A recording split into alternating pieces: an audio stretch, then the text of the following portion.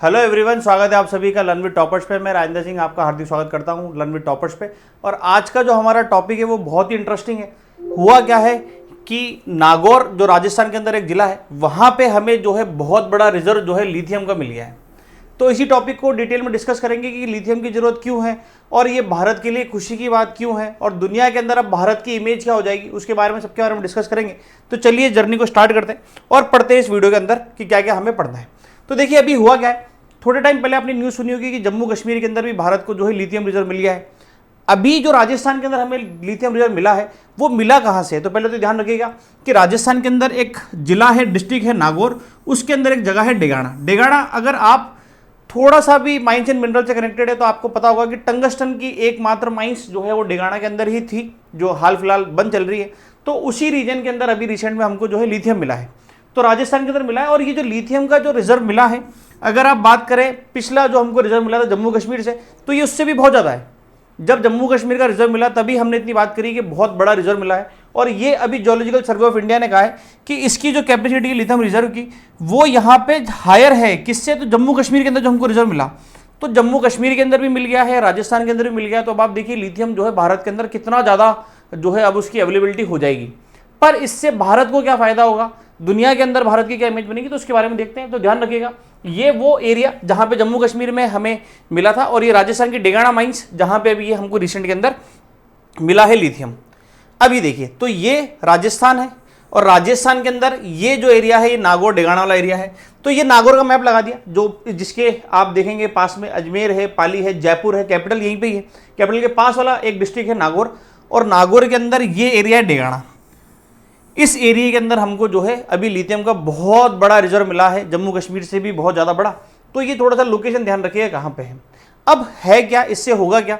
तो देखिए अभी क्या है कि इंडिया की जितनी भी 80% रिक्वायरमेंट है वो हमारी जो है फुलफिल हो जाएगी जब ये रिजर्व को हम ढंग से यूज़ करना स्टार्ट कर देंगे उसके बाद। तो अभी क्या चल रहा है, तो अभी इंडिया जो है वो कंप्लीट डिपेंडेंट है किसके ऊपर? चाइना के ऊपर। चाइना की पूरे मार्केट के अंदर मोनोपोली है, उसने किस रेट में उसको जो है लिथियम देना है ये सब जो है उसने डिसाइड कर रखा है और उसी रेट में देता है। और आपको लेना पड़ेगा क्योंकि सबसे ज़्यादा रिफाइंड लिथियम जो है फिर आपको यहीं से मिलता है। अब बात हम कर रहे हैं लिथियम की, तो लिथियम इतना ज़्यादा जरूरी है क्यों, तो उसको भी देखेंगे आगे। पर ये ध्यान रखिएगा अभी पूरे दुनिया के अंदर सबसे ज़्यादा मोनोपोली है तो किसकी है? तो चाइना की है। पूरी दुनिया के अंदर सबसे ज़्यादा चाइना अगर किसी को एक्सपोर्ट कर रहा है तो लिथियम पूरी दुनिया के अंदर चाइना ही करता है, ठीक है। पर ये एक और इंटरेस्टिंग बात है, सबसे ज़्यादा लिथियम जो है चाइना के अंदर निकलता नहीं है, ठीक है। पर क्योंकि रिफाइनिंग उसकी अच्छी है तो रिफाइनिंग जल्दी कर देता है। अभी आगे इस बारे में और थोड़ा सा अपन डिस्कस करेंगे, पर यहाँ तक चीज़ें समझिएगा। अभी हुआ क्या, तो जियोलॉजिकल सर्वे ऑफ इंडिया था, उसने जो है एक रिसर्च करवाई डेगाना वाले एरिया के अंदर। और यहाँ पे पहाड़ी है, रेवंत की पहाड़ियाँ है ना, रेवंत हिल्स ऑफ डेगाना। यहाँ पे हमें जो है जियोलॉजिकल सर्वे ऑफ इंडिया ने अपना एक सर्वे करवाया था। और सर्वे बेसिकली लिथियम के लिए नहीं हुआ था, वो हुआ टंगस्टन के लिए था, पर हमें वहाँ पे लिथियम मिला। और उसके बाद में जब हमने उस सर्वे को और एक्सपेंड करा तो हमें लिथियम का एक बहुत बड़ा जो है बहुत बड़ा रिजर्व जो है वो हमें मिला, ठीक है। तो ध्यान रखिएगा वहाँ पे ऑलरेडी टंगस्टन की माइंस है, जो अभी अपन बात करें थे टंगस्टन मिनरल्स की माइंस है।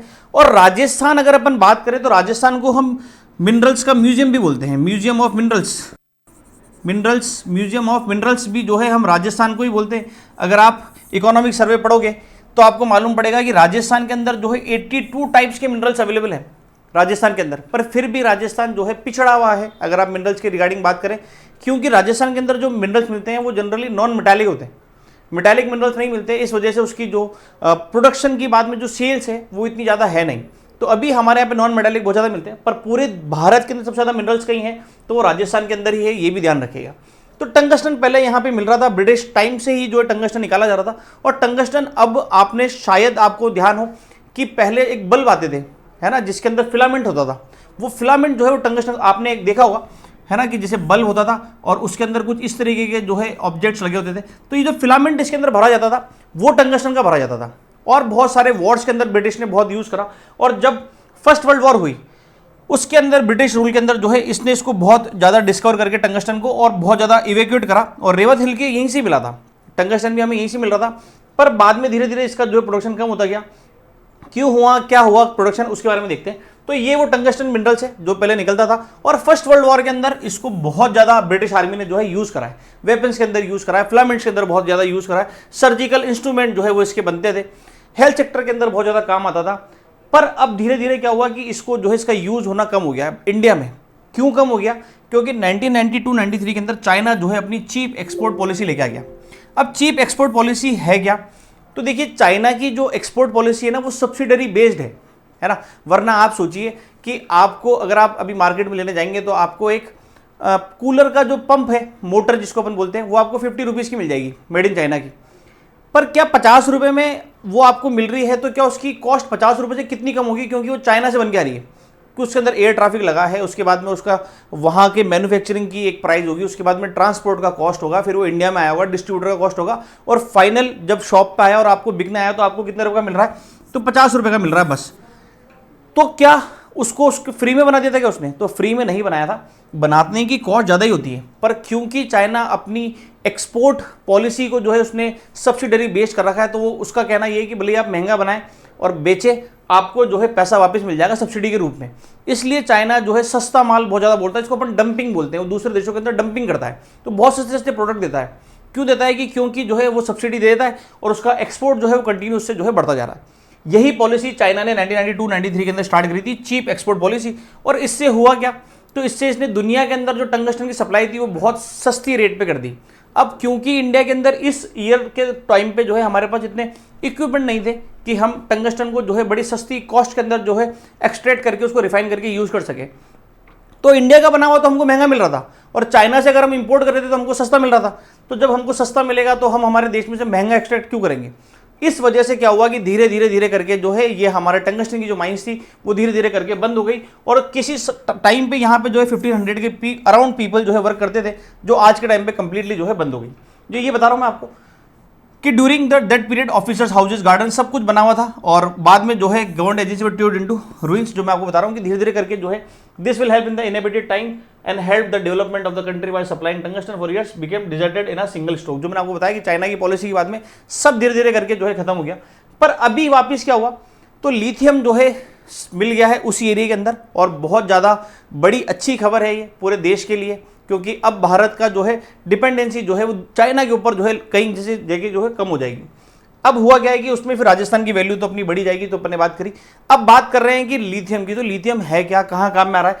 तो ध्यान रखिए, प्रधानमंत्री हमारे श्री नरेंद्र मोदी जी ने जो है COP26 की जो बैठक हुई थी ग्लासगो के अंदर, उसके अंदर उन्होंने कहा था कि भारत जो है वो कार्बन न्यूट्रल हो जाएगा, कार्बन न्यूट्रल हो जाएगा। और कार्बन न्यूट्रल भारत कब तक हो जाएगा? तो भारत हो जाएगा 2070 तक कार्बन न्यूट्रल।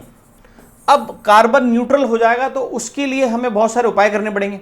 अब कार्बन न्यूट्रल के अंदर अभी आप देखेंगे कार्बन का जो हमारा इवोल्यूशन है उसको कम करना है, उसको जो कार्बन इमिशन है उसको कम करना है। अब उसको कम कैसे करेंगे?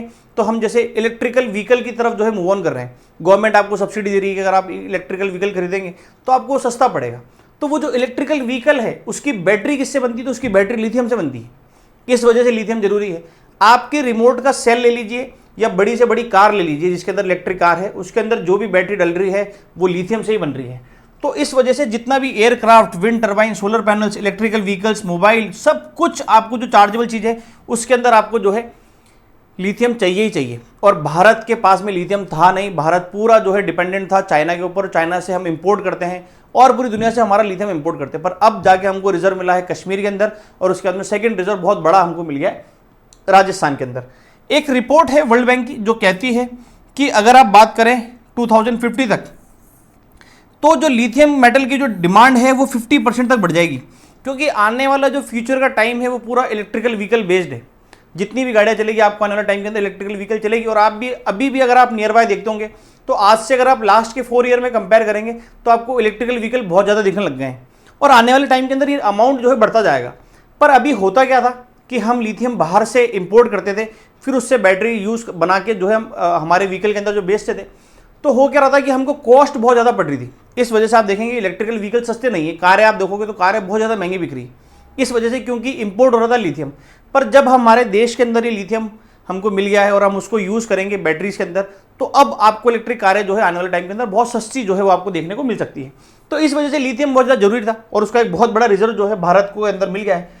अगर हम बात करें चाइना की और सारी चीज़ों की, तो दुनिया में सबसे ज़्यादा लिथियम मिलता कहाँ है? तो ध्यान रखिएगा, बोलीविया जो है यहाँ पे सबसे ज़्यादा लिथियम जो है हमको मिलता है।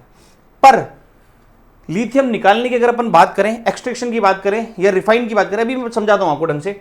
देखिए सबसे पहले नंबर पे कौन है, बोलीविया, सेकंड नंबर पे कौन है, अर्जेंटीना, तीसरे नंबर पे चिली और उसके बाद में अमेरिका।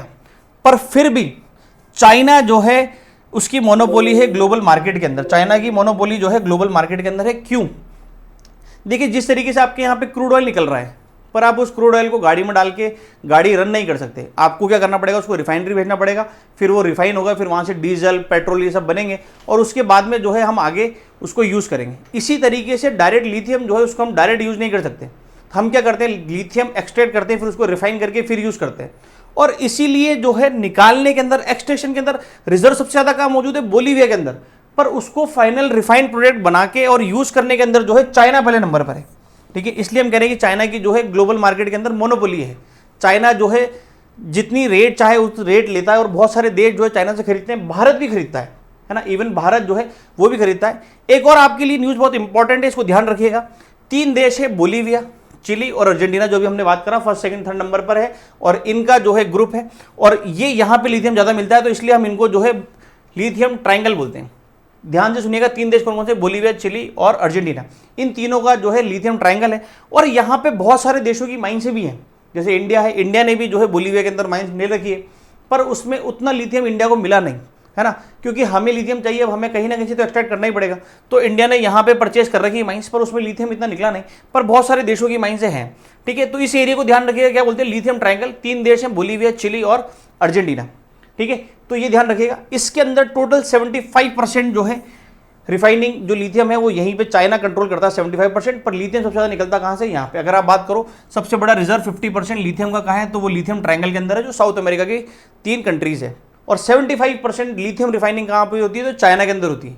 ठीक है, तो ध्यान रखिएगा। एक्सट्रैक्शन के अंदर अगर अपन बात करें, निकालने के अंदर, तो पहले नंबर पर है बोलीविया, और अगर अपन बात करें रिफाइन होने के बाद में, तो रिफाइंड प्रोडक्ट के अंदर पहले नंबर पर है चाइना। अगर हम हमारे इंडिया की एक्सपोर्ट की इंपोर्ट की बात करें कि हम कितना मंगाते हैं, तो ध्यान रखिएगा 53% जो है हम अकेला लिथियम जो है चाइना से मंगाते हैं। अगर हम बात करें लास्ट ईयर के डाटा की, 20-21 वाला जो फाइनेंशियल ईयर डाटा था, उसके अंदर हमने 6000 करोड़ का जो है इंपोर्ट करा है लिथियम। उसके अंदर से सिर्फ 3500 करोड़ का तो इंपोर्ट सिर्फ और सिर्फ चाइना से था।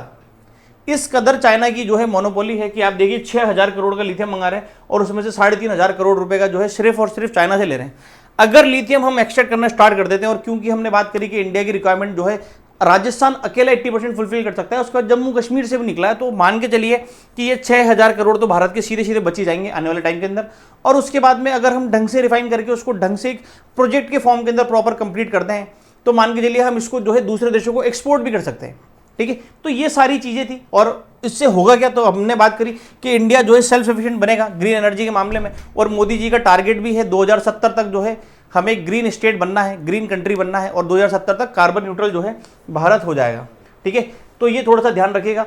जो मैं भी आपको बात बता रहा था, ये बात वही लिखी है कि जियोलॉजिकल सर्वे ऑफ इंडिया ने टंगस्टन मिनरल्स की माइंस ढूंढने के लिए जो है डेगाना के अंदर सर्वे करवाया था, पर हुआ क्या कि वहाँ पे जो है हमें लिथियम मिल गया। और लिथियम मिलने के बाद में तो ये अभी जीएसआई ने ऑफिशियली जो है अनाउंस भी कर दिया है कि हमें जो है टंगस्टन मिल चुका है, और ये डेगाना के अंदर रेवंत हिल्स है, वहाँ पे जो है ये मिल गया, और ये कंफर्म भी हो गई न्यूज़। ठीक है, ध्यान रखिएगा। अब क्योंकि राजस्थान की रीजन के अंदर मिला है, तो बहुत सारी बातें आई है कि क्योंकि सेडिमेंट रॉक्स इस तरफ ज़्यादा है, जैसलमेर बाड़मेर साइड ज़्यादा है, तो जियोलॉजिकल सर्वे ऑफ इंडिया चाह रही है कि हम जो है हमारे सर्वे का दायरा बढ़ाते हैं और जो आसपास के जो डिस्ट्रिक्ट्स है राजस्थान के, वहाँ पे भी करते हैं। और एक मोटा मोटा अनुमान लगाया गया है कि बाड़मेर जैसलमेर वाला रीजन है, यहाँ पे भी हमें मिल सकता है। ये दोनों राजस्थान के अंदर पेट्रोलियम डिस्ट्रिक्ट भी बोली जाती है, क्योंकि यहाँ पे पेट्रोलियम तेल के कुएं मिले हैं बहुत सारे, तो हमको लग रहा है कि लिथियम भी जो है वो यहाँ पे मिल सकता है। और आने वाले टाइम के अंदर यहाँ पे भी जो है जियोलॉजिकल सर्वे ऑफ इंडिया जो है अपना सर्वे जो है इस एरिया के अंदर कराएगा और लिथियम जो है ढूंढने की कोशिश करेगा। जाने से पहले आपके लिए क्वेश्चन है बहुत अच्छा सा कि which country is not a part of lithium triangle. अभी जो अगर आपने पूरा वीडियो देखा है तो आप इसका आंसर कर सकते हैं कि कौन सा एक देश है जो लिथियम ट्रायंगल का पार्ट नहीं है। 4 ऑप्शन आपके पास में, चिली, बोलीविया, चाइना और अर्जेंटीना। इसमें से एक देश ऐसा है जो नहीं है। इस वीडियो के 24 घंटे के बाद आपको जो है एक कमेंट पिन कर दिया जाएगा जो इसका सही आंसर होगा। अगर आप वीडियो देख रहे हैं तो आप उसका आंसर कमेंट बॉक्स के अंदर जरूर दीजिएगा, और मैं हाजिर होता हूं आपके साथ में अगले नई वीडियो के अंदर। तब तक के लिए जय हिंद, जय भारत।